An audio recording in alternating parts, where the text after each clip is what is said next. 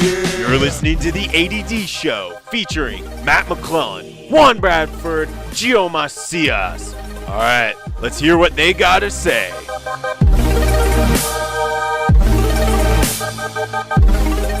All right, welcome to the ADD Show. I am Matt McClellan, your host. I am joined by Juan Bradford, Gio Macias, and today is a lovely Thursday. It is the 25th of October. The weather outside is not very favorable, wouldn't you guys have to agree? Yeah, that sucks. For those of you who don't live in Ellensburg, it was quite moist today. Very rainy. Walking to classes was not a blast, as most people would say. But I would call it an overall good day. We got a lot of work done. Very much successful. Any of you guys, how's your guys' days? Good? It's been great. I haven't had any classes today, so That's always fun. awesome. Quite jealous. Gio, how about you? Took my piano exam. No need to yell. No need to yell. I mean, just like a nice... Okay, continue. Keep going. Took my piano exam. Probably failed it. I don't care. I'm fine. Nice. Good to hear. So, where do we start with talking? We've already kind of covered weather. One of the things I kind of wanted to talk about with you guys is actually how Apple products can share things like passwords amongst one another. So both of you are very much Windows and Samsung users, i.e. not Apple users. But I am a very hardcore Apple user because, I mean, once you join the Apple ecosystem, you're kind of in it. So I was talking to my buddies the other day, and they came over and they're asking for the Wi-Fi, and their phone said they needed the password to the Wi-Fi here, and it popped up on my computer, would you like to share your Wi-Fi with one of these people?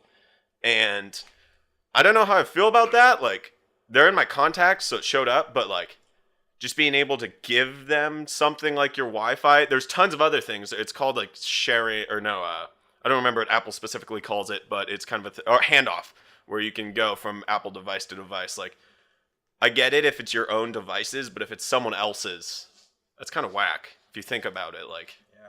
I don't know. Does Windows have anything like that? I don't use Windows too much. I mean, I don't know, man. I just use Windows for like the bare necessities of all my schoolwork. I don't really do anything too fancy with it. Yeah, that happens. I don't know. That just kind of caught me off guard. I don't know. I think that's kind of cool on Apple's part, where even if it's not your device, like it's a friend's device, it'll still just pop up. Like, for example, on iPhones, just how seamless they make it work. Like, when I just turn on my earbuds, it shows up and you can just press connect. And it's awesome. It's a little mini display. So yeah, that's kind of, Apple's been doing a great job. It just seems Gio and Juan aren't too interested in the topic, but they don't really use Apple products, so they're not really as immersed in it as I am. So we'll kind of move on to the next talking point. We're going to go to so Juan, Gio, and I sometimes have been working with this local high school marching band, the Rangers Marching Band in Natchez Valley. Gio, you went to that high school. Would you like to kind of explain, you and Juan kind of bounce off each other, as I'm not too much part of it. Would you like to kind of go into that? Well, yep, as he said, I went to the high school. It's about half an hour. Well, I mean, Yakima's about half an hour out from here, and Natchez is kind of a part of Yakima, but it's its own little town.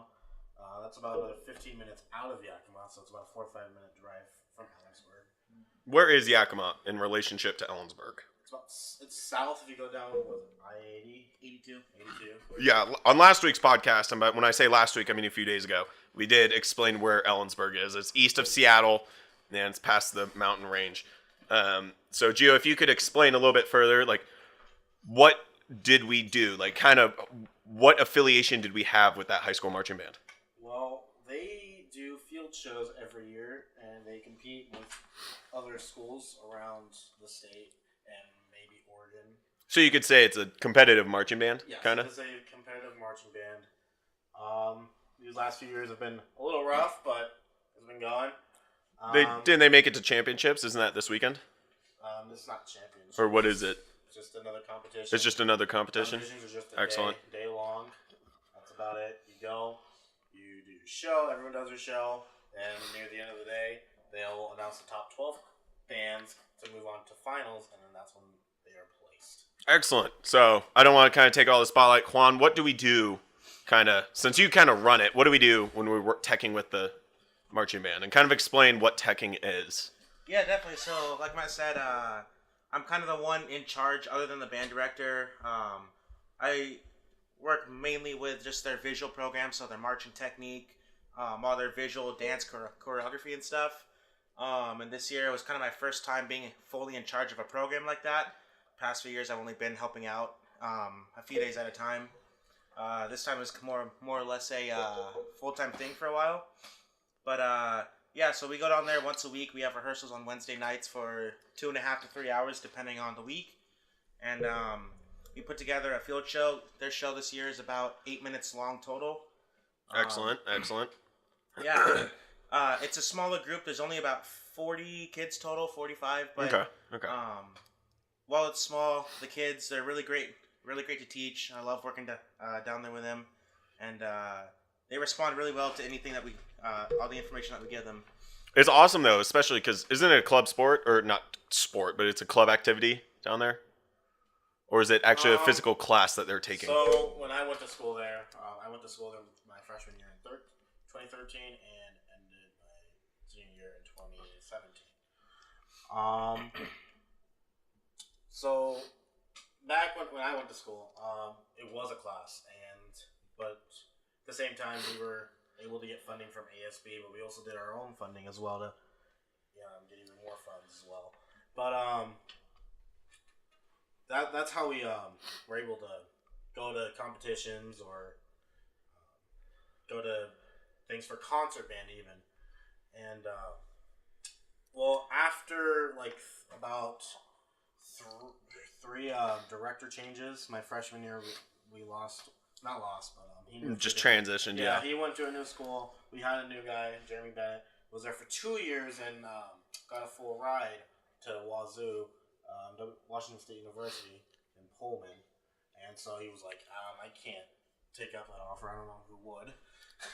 That's quite the offer that you don't want to pass up. Full ride, which, all right, you do you. I completely understand. Yeah, exactly. So by my senior year, we got Linda Doria. She was one to work with. I'm not gonna bash on her at all. That's a good idea because she could listen to this. Yeah, but she didn't have any marching experience beforehand, and so as a competitive marching band, she came in with little knowledge of what actually happens on the field and how you teach marching band, because it's not something you just learn overnight. So we're gonna kind of move on to our next subject. Yeah, it was awesome working with them.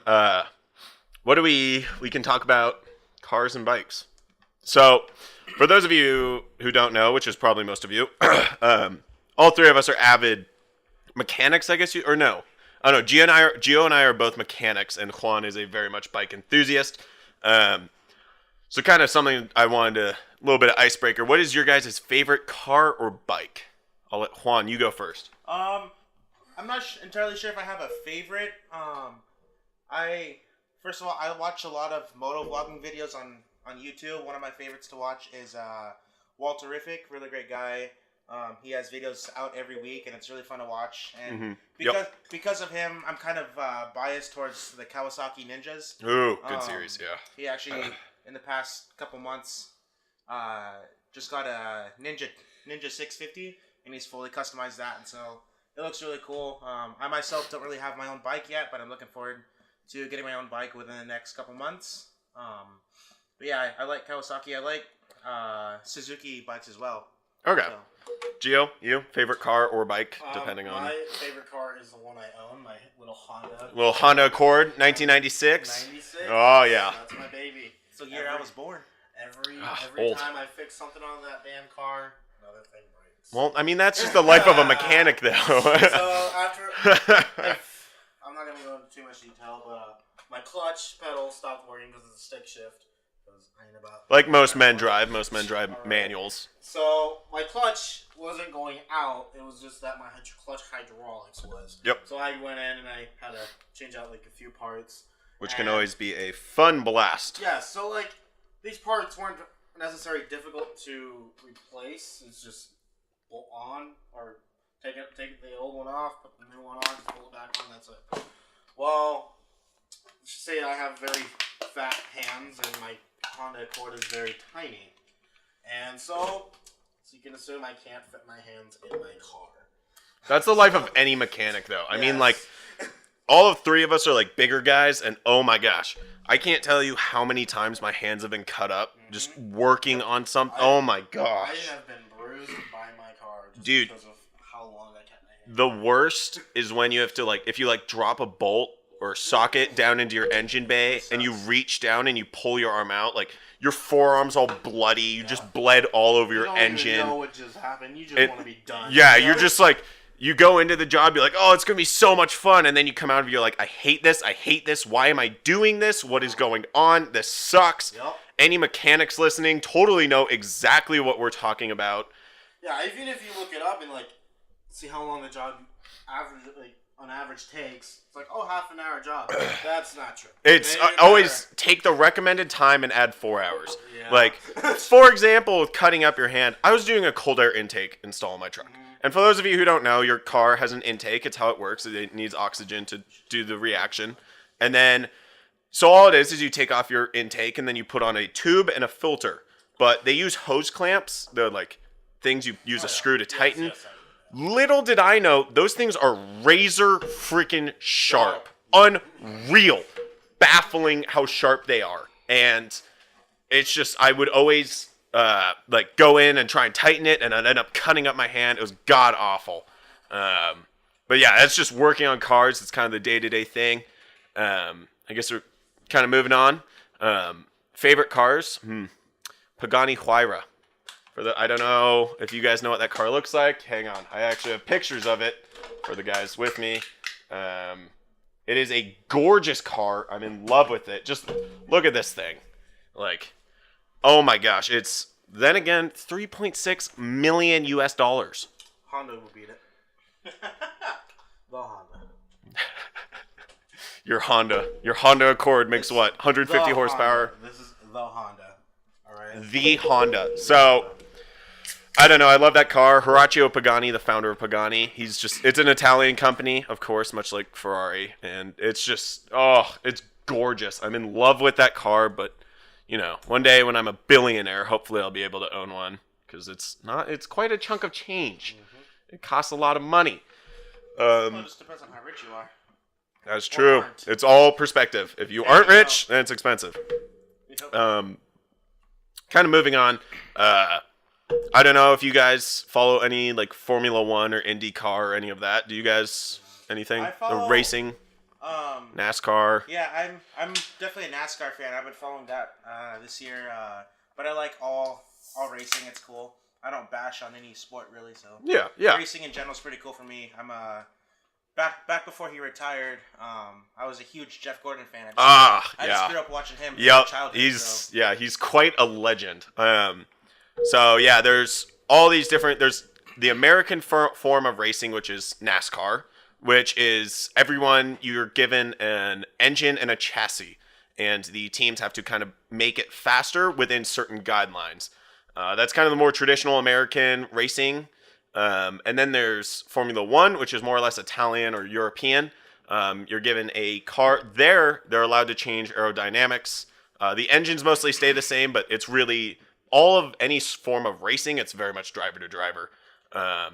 One that I'm very into is IndyCar, which is damn near identical to Formula One, except for there are a few differences. For example, in Formula One, you are given 1 tank of gas for a race. That's it.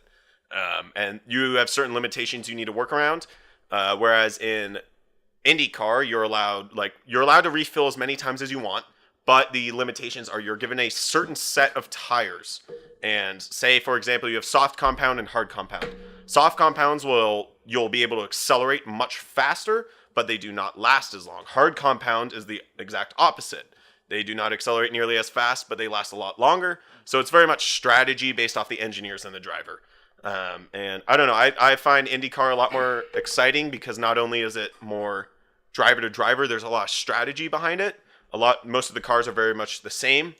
So it really focuses on who's the better driver of all the races. I'm also very biased because the first live race I went to was the Indy 500 2 years ago for the 100th anniversary.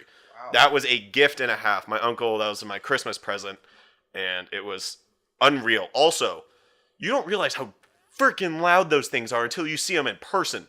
Like, holy butts. It is a 2.5-mile track, and you can hear them the whole way around. Yeah, the engines just scream all around the track. Yeah, especially at the Indianapolis Motor Speedway, which is 2.5 miles. They do 500 miles total, and it's so damn loud. Like, holy shit. Like, you don't realize that until you actually hear them in person. Like, I've heard loud cars, like straight piped. Like, my buddy straight piped his BMW M5, and that's loud. But you don't know loud until you hear a big block GM V8 straight piped, designed for like 10,000 RPMs loud. Like, oh my God. Not to mention when you're watching them actually race, you see them in front of you and they're gone. Half a second in front of you. They're like, now that turbos are now legal, they're going 240 miles an hour. Oh, yeah, plus or minus 10. Like, it is baffling. It is also really scary. Oh, yeah. But the whole Formula One, I follow this page on Instagram, WTF1, funded by Car Throttle. Got to give them some plug if I'm going to use them. They keep me updated on all Formula One. And they're now starting to shift to Formula E, which is the very much modern version of Formula One / IndyCar. It takes the rules behind IndyCar, but the difference is they're all electric, thus the E. So it's kind of a strategy. Each team is allowed 2 or 3 cars, I don't quite know. And they're electric cars. So it's a lot more exciting to watch because electric cars have a max speed, and it's not like a standard combustion engine. It's a lot different. I don't know how much do you guys know much about Formula E at all? Not a whole lot. I know like the basics. Yeah, but not anything in depth. I'll tell you, the weirdest part is watching it, because especially having gone to the Indy 500, it's so freaking loud, and then you watch videos of Formula E, and it's just silence. All you hear is just the electric motor spinning and the tires on. It's just like, I don't know. Sorry, what was that sound? Exactly. But I don't know. I really enjoyed watching it, and I really want to go see a race in person. Kind of a little fun fact. My older brother and I have 2 life goals. I've told Gio about this. If we ever become billionaires, we're either going to be hydroplane or the hydroplane pilots, like in Seattle and Seafair, or IndyCar pilots. Really? Those are our 2 goals if we ever become billionaires or super rich. Because that would be so fun. Just a team of you and your brother. So, little fun fact, now that you mentioned the hydroplane stuff, many years ago, I kind of segueing a little bit. I'm a huge Deadliest Catch fan. I've always watched that. Great it was really show. Cool. We were actually down in Seattle at Seafair, my family and I. The same year that Deadliest Catches, Sig Hansen, the owner of the Northwestern, was kind of the main host for Seafair. That's and awesome. It was really cool to see that boat. Is that 2014? Really cool. It was 15. It was a lot older than that. I could be wrong. But yeah, it's really exciting. All of us are avid car people, so it's really fun. A little fun fact: Gio's car actually has a blown head gasket, or at least that's what we are assuming it is, because I saw orange in his tailpipe, and that means burning coolant, and his car, I was losing coolant, so. Yep. So our diagnosis. Oops. I assumed it would be head gasket. That's best case scenario. Worst case scenario, it's a cracked head, which is we don't want to worry about that. we really don't want to, because that is a bitch and a half. Not at that point. Yeah, that's just like a new car. Like Especially for the Honda. yeah, we had the 7th gen Chevy Suburban. I don't know if you remember that, the square ones, the fugly looking. Ugh, right before they did the facelift. Yep. Dude, those GM, they're like the 305 engine blocks. I don't remember. They're Vortec. Dude, Vortec can't design a head that doesn't crack. And, oh my God. Vortec, if you end up listening to this, come after me and I'll kick your ass. I can't tell you how many head gaskets I had to replace on that goddamn Suburban. Holy butts. Like, and it was just gone, broken. Like, and then it ended up blowing. The head just cracked really bad, and the mechanic that we took it to, or the dealership was like, just get a new Suburban. So we threw it away, and then we got the 8th gen Suburban. Lasted us 250,000 miles, almost 10 years. It It was awesome. And then we just recently got rid of it because it was also burning coolant. So it was probably a head gasket or a cracked head. And we had already taken it in because that was a brand new engine. That's what really made my dad furious, because this is the second engine they put in. Because the first engine, it just completely failed. The pistons had all seized. And it's not that we weren't taking care of it. Like, I take wonderful care of that car. It's just when you have 270,000 miles on an engine, it'll fail. So we got a new engine, and then the transmission failed like 2 weeks later. So we ended up getting a new transmission. And then when the engine failed again, my dad was like, F this, I've dropped like $100,000 in this car. We're just going to get a new one. So we traded it in, and we got the brand new Chevy 9th Gen Suburban. And you guys have seen it. I've seen it. Oh my gosh. It is a gorgeous piece of engineering. It is. Wow. And my mom, when she came over to Ellensburg and for my birthday, which was a few weeks ago, she let me drive it. Dude, it is so fun to drive. Like, I'm not going to do I didn't do any like pulls or anything because it's still in the break-in period. It only had a couple 27,000 miles on it. And I'll tell you, dude, it's nice, it's comfy, it's spacious, it's wonderful. But it's really funny. My mom won't even no food in the car. And then we have a puppy, Walter, yellow lab. They won't even put Walter in it because they're like, no. My dad, he was like, I dropped so much money on this. We're not doing this. You are treating this Suburban wonderfully for the next 10 years.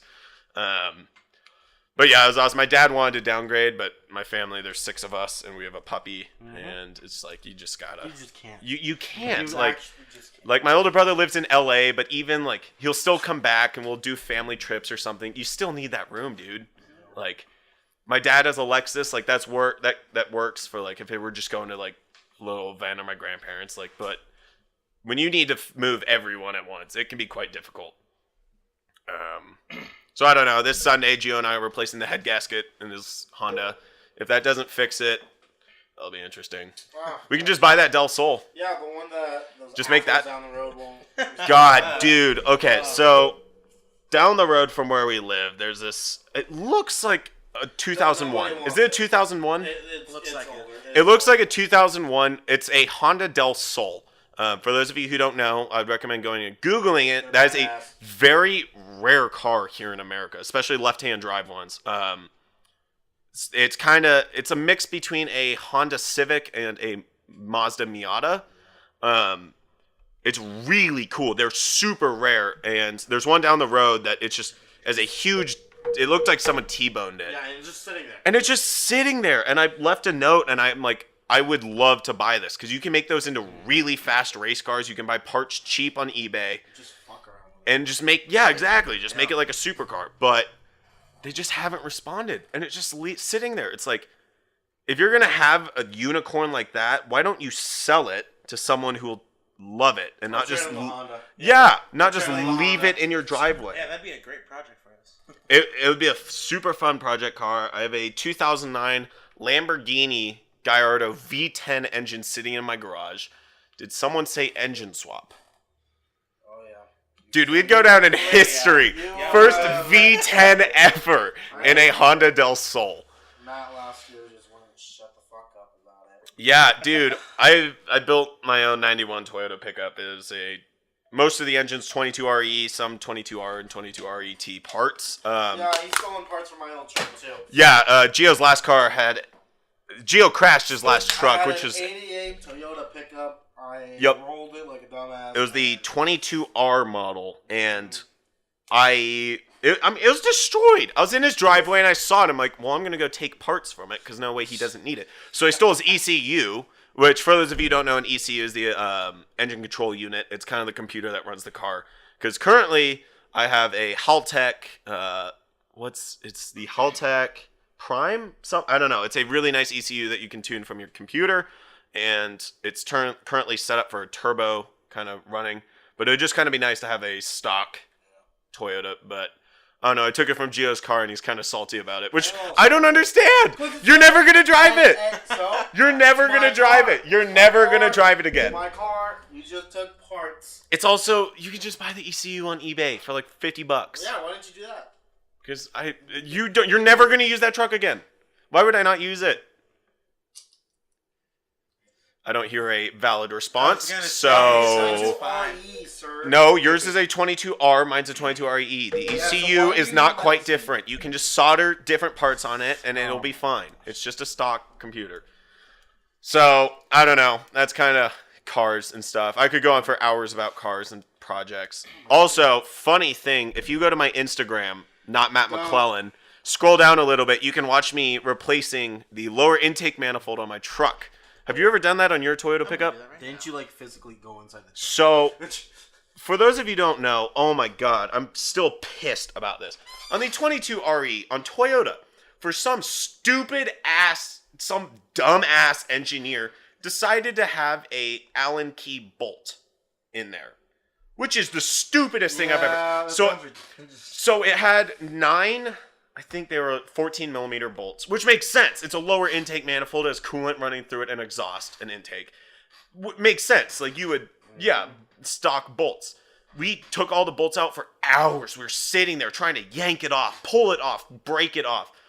And then, like, if you go to my Instagram, not Matt McClellan, and look at it, you can see one of my friends got into my truck's engine bay and tried jumping on it. Mm-hmm. And then we're like, fuck this, we give up. Because we're doing it because there's a horrible coolant leak. And believe it or not, your car needs coolant to run. Yeah. So I was pissed.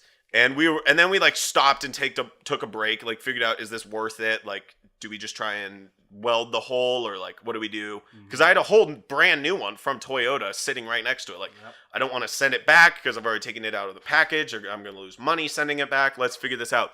Until I went on one goddamn forum. Yeah, that's the picture. It's my buddy in a maroon jacket inside my engine bay. Desperate times call for desperate measures. Dude, that picture still makes me mad.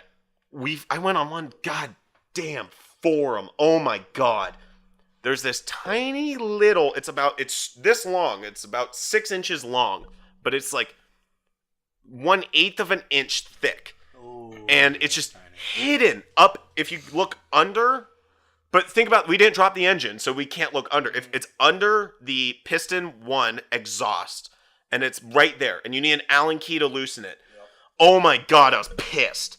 I like stood up from the couch when I was Googling it, walked out, grabbed an Allen key, pulled out, popped right off. We spent at least 8 hours replacing a lower intake manifold. A job that should take 20 minutes. Because you just didn't remove the upper manifold, and you don't even need to take out the spark plugs. Like, I was pissed. And then we popped the new one on, works fine, refilled it with coolant, and dude, oh my god. And the weirdest part is I even went through the instruction manual that Toyota sent us. It wasn't in there. You would think, like, if they're sending you a new part, they would send an instruction manual that was legit. So we took out all the bolts and we're like trying to break it off. We're like crushing it. Oh man, I almost took an angle grinder and just cut it off. I'm not blaming you. Like, there's nothing more infuriating than doing what the instruction manual says and it's not working. And I'm not one to read instructions because you can usually just interpret what they mean and it's not too hard to find. I don't know. I enjoy finding my way through. But like, oh my, I'm still mad about that. I'm like, if we called up my buddy who I was doing that project with, the guy in the picture, he'll go on. Like, it's not as bad as when we did the clutch. Did you ever do a clutch job in that truck? No. Holy shit. It was, like, I have a 91 Toyota pickup, and we did that job, it had 97,000 miles on it. I know, it's kind of weird for a 28-year-old car. But the best part about that is we came out of doing a clutch. We took out the original clutch because they can wear away like most parts in your car, and we replaced it with a stage 2 clutch because it was increasing horsepower, so it was slipping on the old clutch. We came out of the job, and once we were done and drove away, we had 8 extra bolts. I don't know if that's the coolest thing or scariest thing, because believe it or not, your transmission in your car kind of important. Yeah. And kind of makes your car move. It does. And when you do a clutch job, and you, like, the weirdest part is there's a mount right in the center of the subframe that holds the transmission up, and we lost all 4. There's 2 bolts on either side that go into the sides of the transmission. Yep. The 8 extra bolts we had did not fit. So I don't know where they went. So we ended up using zip ties to hold it in place. So if you actually look at my truck and lean under, you can still see the zip ties pointed down. There are 4 industrial strength zip ties holding my transmission in place. And they're still holding, which is my favorite part. So if you ever have a problem, zip ties are the answer. But I don't know if I'm happy we had 8 extra bolts or like, uh-oh. Yeah, Weight reduction, man. you're losing volts. Something's probably not. So it still runs. It's working. Like, hasn't been destroyed yet. And then it's fine. Yeah, exactly. It's working. I'm not too concerned about it. Everything's running fine. It gets good gas mileage, and the stage 2 clutch works wonderfully. But she's my baby girl. I think I named her Phil. Her is a Phil. Her is a Phil. Yes, it It's is. kind of like how our female kitten is Louie. Yeah, that's we have a different. kitten here who we named Louie, and by we I mean Gio named Louie because it's his cat. Later, did we find out he is actually a she. Well, Louie, you're not allowed. So Louie is actually a girl, but we still call her Louie anyway, and we always kind of switch between he and her because, I mean, it's just a cat. Whatever. Who cares? It's just a cat. She'll be fine. So, I don't know. No, I could go on for hours of stories I've had working on a car. Like, for example, they have a storm drain in their drive at the guy's house who's in the picture. I always work on my car at his place because he has a lift and everything. I was draining my coolant. The bucket was in the wrong place, went in the driveway down the storm drain. That picture is also on my Instagram of a storm drain full of coolant. That's not very good. No, and we kept joking. Captain Planet would be real pissed. And those of you who know Captain Planet, you just aged yourself or dated your age because, yeah, that's an old joke. And then there's another one where we seafoamed an engine. Seafoam is a thing you add to your engine to clean it. You can watch that video on my Instagram. We're doing a Land Rover Disco 2, I think, or is it Disco 1? I think it was a Disco 2. And it's just a video of just white smoke everywhere. And seafoaming fixes your engine, but man, is it bad for the atmosphere. And so, not Matt McClellan. You can go look at those videos. They're hella funny. NOTMATTMCLELLAN. But it's hilarious. I don't know. I feel like every mechanic has their stories. They could go on and on. Then the whole, like, when you're working on a project, it's at minimum 40 trips to O'Reilly's. Yeah. Because you go once, you think you have everything, But then you're like, forgot. fuck! You get a whole army of things. Yeah. Yup, yeah, you go, and then it's like, god damn it. So, I don't know, it's just, there are some stories, like, what's another good one? Oh, dude, can I tell you, changing a thermostat in a BMW M5. Yeah, Just a thermostat. supposed to be the easiest job on this. I will call up my buddy who's in that picture. So he owned a BMW M5. It was a full dine-in M5 E39, 2006, I think. And oh my god, the Europeans, man. So a thermostat is the thing that regulates your coolant's temperature. So when the coolant gets hot, so the coolant flows just through the engine, and then it'll flow to the radiator to be cooled down. When your car is cold, the thermostat will stay closed, so the coolant in your engine can heat up, kind of keep the engine warm. And then once the coolant gets to a certain temperature, the thermostat will open up and allows it to flow through the radiator and cool down. And once it starts flowing through the radiator, that's when you'll get hot air through your vents and so forth. And on every American car, you just bolt, pop off the cover, thermostat right there, put a new one in, close it, refill it. Easy as that. Even Hondas, which aren't American. Holy shit. On a BMW M5, you have to drop the engine.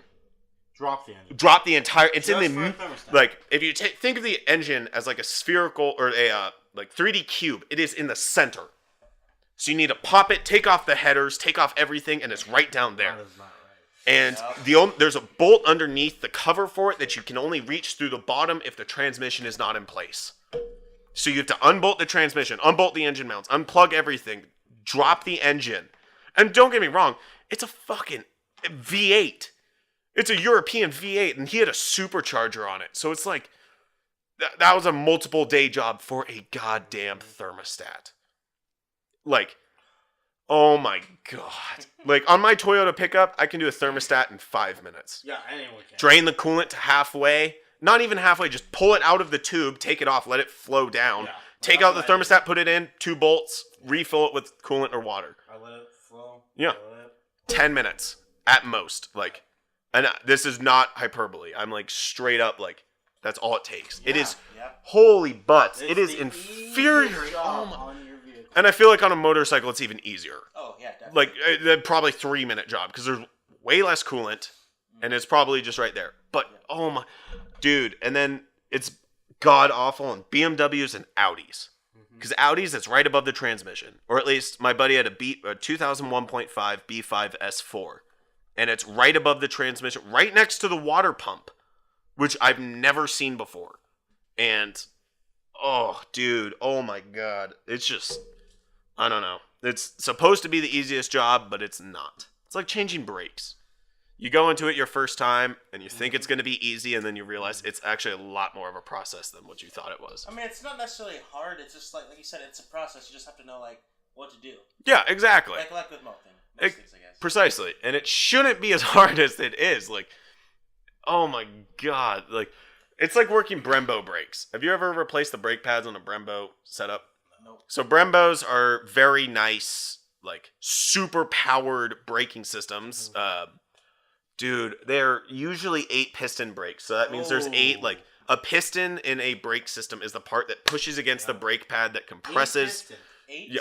Yeah, so for those of you who don't know that are listening, That's a a lot. piston is the part that pushes against the brake pad, that pushes against the brake disc and slows down your car. 99% of cars on the road have one. And it's just one big one, and all you do is you take a piece of wood, a hose, or a clamp, a C-clamp. Grab a C-clamp and just Yeah, close it in. just a C-clamp, open up the reservoir of brake Yeah, fluid, and because you it's just gonna- compress it's it in. gonna fill back up. That's all you gotta do. Oh my god, on brake pistons, there's 8 of them. And you can't do them one at a time because then they'll be off balance and they won't all makes compress in. So you have to do them all at once. The easiest way that you would think to do it, why don't you just take a piece of wood? Yeah, put a wood and maybe C-clamp to that too. Does not work. Really? I thought that would work, doesn't work. It is the biggest bitch. I had to go out and buy 7 more C-clamps. Really? You have to do them Oh my individually. And this is one piston, or this is one brake. You have 3 others to do. Holy butts. Not to mention the brake pads are carbon ceramic, so they're like $100 for one wheel. Yeah. And then if you add on the disc brakes, the discs to it, the rotors, that's like another $150. So you're looking at like a what? $700 to replace your brakes. Like, yeah, wonderfully nice, high-powered brakes are great, but why would you put them on your daily car? When are you gonna need all that stopping force? Like Unless you're on what? semi. Like, But- if you're not like racing in Formula One or NASCAR, You don't even when would you need that? Yep. Like even in emergency situations when you have to slam on your brakes, if you have ABS, you're fine. Oh yeah. Like my Toyota pickup doesn't have ABS, I still know how to stop in time. And it's just, oh my god, that's a dangerous game. It's dude, brakes and then drum brakes. Don't even get me started. Like the Toyota pickup had drum brakes, and I think they hadn't been replaced in 10 years. Drum 'Cause- brakes. Oh, I hate drum brakes. They're So for those of you who don't, We just went from cars to protection. dude, yeah, that's why it's called the ADD show. Exactly. Like drum brakes. For those of you, so in a standard car made usually after year 2000, disc brakes, it's a spinning disc that spins with the axle of the car, and their brakes will compress in on it. Yep. So you've probably seen it on a bike or something. So they'll compress in. It's a very efficient, and it can stop a car very quickly. On drum brakes, it is exactly what you think. It's like a drum. It's I don't know. It's kind of like a bowl, I guess you'd explain, like on a its giant, side. It's like a giant metal bowl. Yeah, it's like a giant metal bowl that's on its side. And how it works is the brake pads are on the inside and push out. Yeah, they expand. And they're good on a daily, but the second they get hot, they're useless. Because instead of being like working with pistons like disc brakes would, they're worked by springs. Yeah. And springs heat up, and when springs heat up, they tend to not work usually as much. Yeah, they loosen. So they don't work under high temperature. So that's why they made them redundant. But holy shit, they're a bitch to replace. Because if you there's 1,000 freaking springs in there. Lego. It's like actually Oh my God. finally finishing What's- building a giant Lego set and having it torn down and having to go through the whole thing. Yup. If you just make one tiny error, every single one of those springs are gonna pop out of place, and it's like oh my god. When I went to technical school at my junior year of high school, 'cause Yeah. I went to high school for half the day and then technical school for the other half for Mhm. automotive technology. I asked my instructor, so how should I start taking this apart? Like, and he grabs a tool, takes off a spring, knocks off the spring, everything falls to the ground. He's like, have fun. Dude, right, it's just... And so the easiest way that I did is I went to a junkyard, I got disc brakes from the front of the car, from a same truck, and I went back, took out the rear brakes, and just did a conversion. So I had all 4 disc brakes. And the only problem with that is you need to Google the most efficient place to put the actual, like, calipers, because where you put them, it's heat dispersion. It's just a bunch of physics. I'm not going to go into the science behind it. That's the hardest part, and that's just a quick Google. And it's very frustrating, but you notice a difference when you don't have drum brakes. Because when you have drum brakes, it's really just like your 2 front brakes doing all the work. Yep. Which... Yeah, it's drum brakes are just a lot better. They're easier to work on. They're easier. You mean disc brakes? Yeah, disc brakes. Sorry. Yeah. Drum brakes are cheaper. That's why they were used. I mean, nowadays, it's very rare to see drum brakes, but you still see them. Like the Mazda 3 base package. You'll see them on bigger vehicles for some reason, which is not the best. I mean, the thing though is it's cheaper. As long as the front 2, if it's like a semi truck, my granddad was telling me about this. As long as the front 2 axles have disc brakes, it's fine. You can put it doesn't really. It's like braking on a bike. Yeah. Your front brakes are what matters, and not your rear brakes. But I'll tell you, putting on disc brakes, having 4 disc brakes compared to 2, you notice a difference. It's mathematically, it's amazing. It's 33% more efficient, and you'll notice a 33% greater stopping force. But the conversion, you just have to order a plate that you can mount the caliper onto, or you can just build your own. I mean, if you can get a piece of metal, I know that's a lot harder and it's a lot more complicated. But if you have a common car like I did, like the Toyota pickup, you can just go out and just Google on eBay and they're like $10. And once again, it is the Toyota pickup. A lot of you are probably thinking, what, Tacoma, 4Runner? No, it is literally, Google it. Just the a pickup. Toyota pickup. That is what they called it. Like, that's my favorite going to O'Reilly's. And I'm like, hey, I need I need brake pads for a 91 Toyota pickup. And they always ask, You mean Toyota Tacoma? Toyota Tundra? No. Just pickup. The Toyota pickup. I had the same problem with my truck. It is so. It's funny yet infuriating because you're like, oh my god, dude. When I go to O'Reilly's, it's just like some of the people working there. You wonder, like, do you know how an engine works? Like, there's a meme floating around that's been around for years. You go to O'Reilly's and you're like, hey, I need a new brake pads, and like, all right, is it a automatic or manual? And you're like, that doesn't matter. Just give me the goddamn brake pads. Yeah. And everyone's like, oh, it's a funny meme. It's like, no, it's fucking true. It's goddamn true. Every time I go to O'Reilly's, they're like, I'm just using brake pads as an example. I'm like, yo, I need new brake pads for a 91 Toyota pickup, 22RE. And they're like, all right, manual or automatic? Is it all-wheel drive or four-wheel drive? Or is it front-wheel drive or all-wheel drive? That one at least makes sense to me. Like, I get it, four-wheel drive, like, it wasn't on the 91. It was still the same layout between the four-wheel drive and the stock two-wheel drive, but still, like, it's just stupid. I don't know. So they just kind of going to O'Reilly's is just frustrating because sometimes, like, you'll get someone who actually knows what they're talking about and you can have an intelligent conversation with them. But they just they hire people off the street. Like, yeah, they do. Like, even in Yakima. Oh Yakima, my god! I like to call Yakima Crackama. Dude, it's just like they need to have just a test that just a simple knowledge test, because anything they have they can do on the computers there, and it's just, oh my god. Side note, I don't know if you've been to O'Reilly's lately. They stopped using the yellow and white receipts. You remember those? Yeah. You remember those? I remember the printer in the back. Yeah. Be up in the old ass printer from the 90s. Now they use real receipts. I'm happy because they're moving forward, but at the same time I'm like, oh man, you kind of do miss it, because I have so many of those stacked on my desk, and now it's just it's this normal receipt, because I don't know what it is about it, but it kind of because when you order parts, you don't just get let's say if you're working at a company and you get a receipt, you don't get just a piece of paper. No, you get a form. Yeah, and it felt special going to O'Reilly's and getting that receipt, because you're like, I'm going to get something done with this. Yes. And I don't know. I kind of miss that. But it's They had whatever. 2 sheets of paper too. Yeah, it was always 2 because they could only fit like 2 items on one receipt. It was hilarious. Anyone who's been to O'Reilly's that's listening to us knows exactly what we're talking about. So I do have an article pulled up. It is from carthrottle.com, which is a Facebook page and internet page. The writer of the article is Matt Robinson. Gotta give him credit. Legal. Don't want to get sued. Even on the internet, you still gotta, yeah. Once again, from www.carthrottle.com, which is a kind of car page based out of the UK. The title of the article: Ford Mustang advertisement banned for apparently encouraging dangerous driving. Oh, really? Oh my God, is there a lot to unpackage here? So, there was a meme floating around 2017 about 4 Mustangs crashing into audiences or crowds. What the history behind that was is every crowd and crash was a goddamn Mustang. There are so many videos, and I don't know, it just kind of turned into a meme, and Ford very quickly tried to make that not a thing. Yeah. That's really bad PR.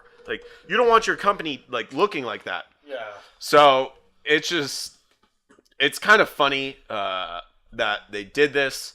So from carthrottle.com, Ford's response to the complaints was that the intention was to contrast the everyday frustrations of work life with the freedom of driving a new Ford Mustang. The ASA reports. The ASA is the Advertising Standards Authority. The organization disagreed, however, taking particular exception to the manner in which Mustang was driven out of the car park near the rear end of the advert.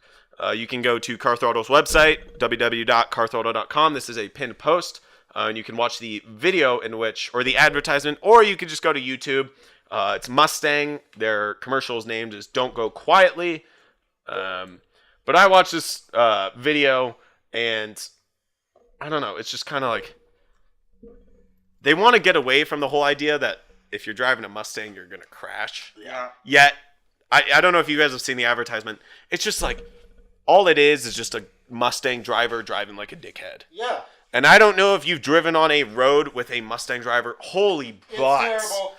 They all think that they're number one. They're you're driving, and it's the best part is they're not ever driving the 5-liter. They're driving the EcoBoost. Oh. All 200 horsepower. Also, it's if you're going to buy a Mustang, buy the 5-liter. I get it. Fuel conservation. Buy a goddamn Prius then. If you're going to buy a Mustang, buy a Mustang. Yeah, definitely. It's the same with buying a motorcycle. Just buy a moped if you want fuel conservation or short areas.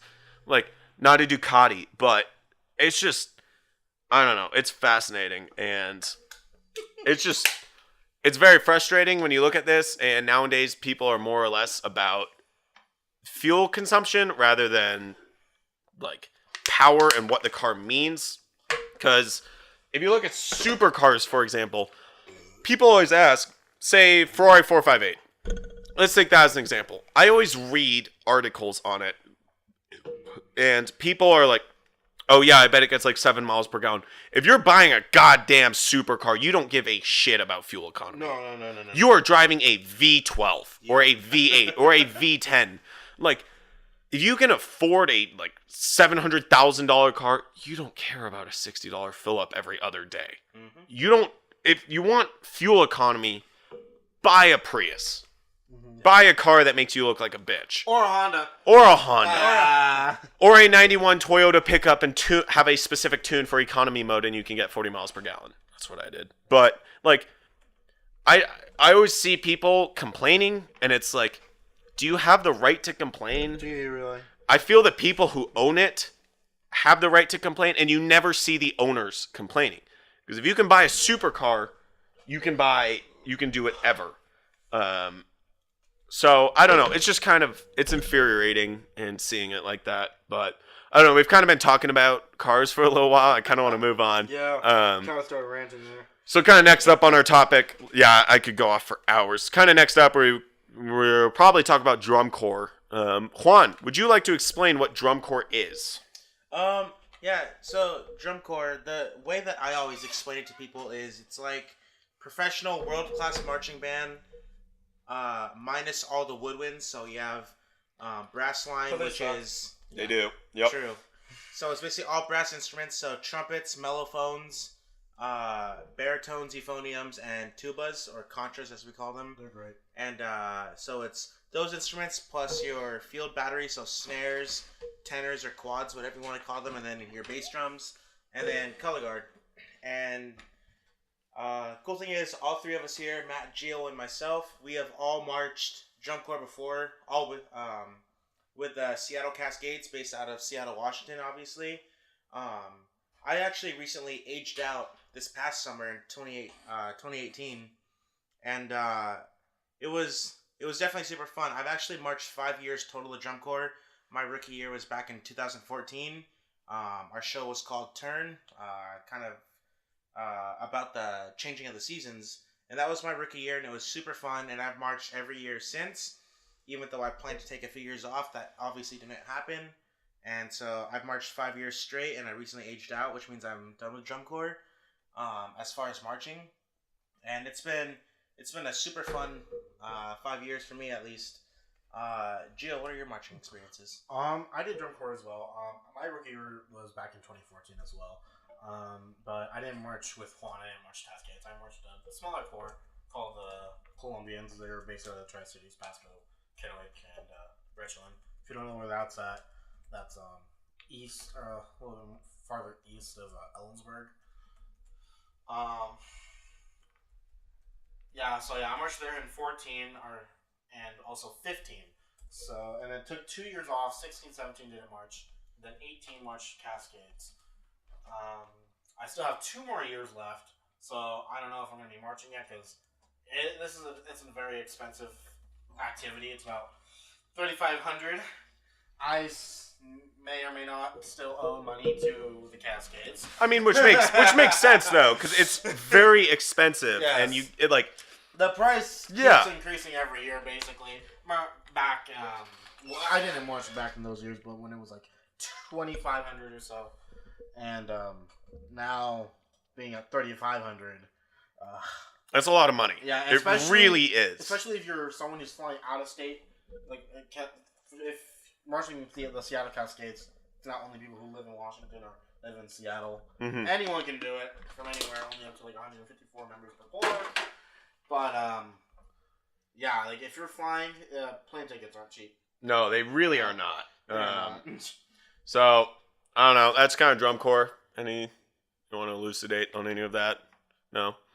So we'll kind of move on to our last few topics. Fallout 76. Gio is an avid Fallout fanboy. I just keep playing it. What do you think of Fallout 76? Oh my god, I don't know. I have mixed emotions. Ever since they announced that it's multiplayer. For those of you who don't know, Fallout is a series where you play as this character in a post-nuclear war era, and the government's solution to a nuclear war was kind of have all these vaults or like deep underground bunkers where they'd store a certain amount of people and you would live down there, and there were different vaults. You were not. I guess you were frozen. Yeah, but, cryogenics. Yeah, and you stayed down there for years. All the Fallout games, your character comes out at different times. And Fallout 4, I think it's about 200 years. I think it is. Yeah. So all the Fallout games, you play as a character who comes out of the cryogenics to experience the world. There was the OG Fallouts, which were kind of 2D RPG kind of games. Yeah. And then you had Fallout 3 or Fallout New Vegas, which is Las Vegas, but it was like post-apocalyptic game. Really good game. Then you had Fallout 3, which was also a good one. And then Fallout 4, which is what Gio plays. That's one of the more recent ones. Yep. And then Fallout 76, which was one of the new ones. There's a lot of speculation as to what it's going to be. I watched some gameplay of it today. It looks really good. But I'm excited for it. Another new game that's coming out that all of us are excited for, including Juan, is Red Dead Redemption 2. So, Red Dead Redemption is a great game. It kind of takes place, it's made by the same company who made Grand Theft Auto, Rockstar. It takes place in that kind of Western style. So yeah, Fallout 76, great game. I'm really excited. The gameplay looks really good of it. Red Dead Redemption 2 looks really good. Juan just played through the first game, which came 2009? Let me double check. Fact check that for me, because I don't want to be wrong and sound like a stupid idiot. But yeah, it's a great game based off of Rockstar's engines they used for GTA 4 and 5. The Rage engine, Rockstar's awesome game engine. 2010. Okay, so it's 2010. This is the next game that's kind of coming out. It's an open world kind of game. I'd be shocked if you haven't heard of Red Dead Redemption. It's a great game. Red Dead 2 is going to be even better. Comes out tomorrow. I'm excited. The 26th. It's going to be a great game. Yeah, I'm super excited. I'm not the most advanced when it comes to game systems. I still have my old Xbox 360, one of the first models of it. But in the next couple weeks or maybe next month, I'm looking forward to buying a new console. Currently I'm looking into the PlayStation 4 right now, and then I'm really looking forward to playing Red Dead 2. So it's gonna be hella fun. I'm excited. Exactly. But yeah, that's kind of Red Dead 2. We'll talk more about that next week when there's more footage and kind of stuff available to talk about. But yeah, and then finally, we do want to take a moment to talk about the Central Washington ROTC members. This last week, we had an incident on campus where there were 2 ROTC members, and both of which they were cleaning guns, or no, I don't know. I don't want to get too into it. I don't want to view or come off as the wrong side of the story, but there's an incident, and both ROTC members sadly passed away and are not with us anymore. And we would like to honor that and respect it, and we thought we should talk about it. At the marching band game or football game last Saturday, we did take a moment of silence, which was incredible. I have a few friends who are in the ROTC program, and I did ask them how they're doing, and they said fine. But I mean, it's always a bummer, and it's always sad. So I don't know if you guys have anything you want to say about that. Like, huge condolences to the families and friends, and you have our support. Yeah, like you said, we had a moment of silence last week at our football game, and then actually tonight, in just about an hour at 7 o'clock, there's going to be a candlelight vigil for the 2 members who lost their lives. Yeah. I think it's a really cool way to honor them and stuff. It really is. It's really tragic and unfortunate that it happened, but this community, Ellensburg is a really small town, mm-hmm. and we've all kind of come together, especially the student population here, all to support each other. So. And it's kind of a sad thing. Last Saturday night, the ROTC themselves held a vigil for the 2 members. It's incredible tonight. Is it Ellensburg that's hosting it or Central that's hosting it? I think it's Central. Yeah, they're hosting a vigil for them, which is awesome. But once again, we do kind of want to take like a moment and kind of talk about mental health. If you do have mental health is not viewed as it should be in America, and if it's just it's one of those sad things where, for example, if you're in Seattle, we just want to say this now, there's a local mental health crisis line, and I do want to read the number 509-925-4168. Once again, 509-925-4168. So, and just remember, if you are struggling through mental health, there are people out there who do understand and want to help you. And do not take social stigmas as a serious thing, because in America, mental health is kind of viewed as oh, you'll be fine, just work through it, and is not viewed how it should be. So I just want all of our listeners to know that it really is, and we're here to help you. And if you do need help, you can even reach out to us. I'd be glad to help you. I struggle with it as well, and it's just, we want to point out that it is a thing that does need to be recognized, and we do recognize that. But anyway, we do not want to finish the show on a sad note, or not sad, but respectful. But we're gonna move on. We kind of want to talk about anything else you guys want to talk about to finish up the show. So yeah, we're probably gonna end up ending the show pretty much soon. Next week we will very much be going over Fallout 76 and Red Dead 2 more in depth, because they do come out soon. Red Dead comes out tomorrow, so that's probably gonna be a talking point of next week. But I don't know, I'm really excited to see where the show goes. It's up and coming. Once again, if you want to listen to us, you can listen to us on SoundCloud at, the name of the page is MGJ Podcast. There's a space between that. And the name of the show is the ADD Show. That's still a working name. We might come up with something new. I don't know, it might stick. We'll see. It kind of feels appropriate for how we talk. If you've just been listening to this podcast, you'll recognize exactly what it means. Once again, if you would like to follow any of us on Instagram, my username is not Matt McClellan, all lowercase one word, NOTMATTMCLELLAN. Juan's Instagram is Juan_Bradford, JUAN_BRADFORD. Then Gio's _username. GIOS_username. I feel like you know how to spell username. It's not too complicated. I hope so. If not, then I'm sorry. Yeah, so we'll probably end up ending the podcast right here. So thank you very much for listening to us. We do not have a scheduled kind of upload time. The rough idea of what we'd like to upload is once every day, but that's it's probably going to more be like every other day, something like that. So go ahead and give us a listen. And maybe in a little bit of time, we're going to add a video aspect to this where we'll probably end up moving it over to YouTube, and then we'll still keep the audio and we'll move that up to SoundCloud like we do now. So thank you very much for listening. This was the ADD Show.